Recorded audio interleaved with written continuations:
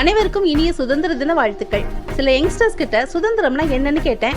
என் மனசுக்கு பிடிச்சதெல்லாம் செய்யறதா சுதந்திரம்னு பதில் வந்தது. ஓகே, எனக்கு பிடிச்சதை நான் செய்யறேன், ஆனா அது வேற ஒருத்தருக்கு பிடிக்கல. உதாரணமா, எனக்கு மொபைல்ல எப்பவும் கேம்ஸ் விளையாட பிடிக்குது, ஆனா எங்க அம்மாவுக்கு அது பிடிக்கல, திட்டுறாங்க. ஆனா இன்னொரு பக்கம் நான் அம்மா கேட்காமலே அவங்களுக்கு ஹெல்ப் பண்ணுறேன், க்ரியேட்டிவாக வீட்டை அழகாக டெக்கரேட் பண்ணுறேன், என் கபோர்டை நீட்டாக ஆர்கனைஸ் பண்ணுறேன், நேரத்துக்கு படிக்க உட்காடுறேன். இது எல்லாமே எனக்கு பிடிச்சி நான் செய்கிறேன். அது அம்மாவுக்கும் பிடிக்குது, சந்தோஷப்படுறாங்க, பாராட்டுறாங்க. ஸோ என் மனசுக்கு பிடிச்சதை செய்கிறது எனக்கு சந்தோஷம். அந்த விஷயம் நல்லதாக, டிசிப்ளின் உள்ளதாக இருந்தால் பிறருக்கும் சந்தோஷம். ஆனால் எனக்கு பிடிச்சது நல்லதாக இல்லைன்னா பிறருக்கும் கஷ்டம், பிற்காலத்தில் எனக்கும் கஷ்டம். சரி, இன்னொரு விதமா, நான் செய்ய விரும்பாததை நான் செய்யாம இருக்கிறது தான் என் சுதந்திரம் அப்படின்னு சொல்லலாமா? உதாரணமா, ஒருத்தர் குடிச்சிட்டு மனைவி பிள்ளைகளை அடிக்கிறாரு. ஆனா அவர் சொல்றாரு, குடிக்க கூடாது, மனைவி அடிக்க கூடாதுன்னு தான் ஆசைப்படுறேன், ஆனா என்னால முடியல. அதாவது செய்யக்கூடாதுன்னு நினைக்கிறத செய்யாம இருக்க முடியல, செஞ்சிடுறாரு.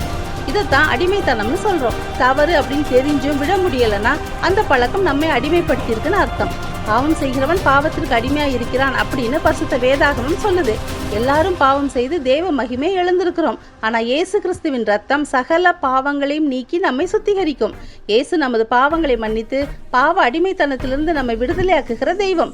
நாம நாட்டு விடுதலையை கொண்டாடினாலும் தனி மனிதனாக, மனுஷியாக பாவ அடிமைத்தனத்திலிருந்து விடுதலை பெறலைன்னா வாழ்க்கையே வேஸ்ட் ஆயிடும்.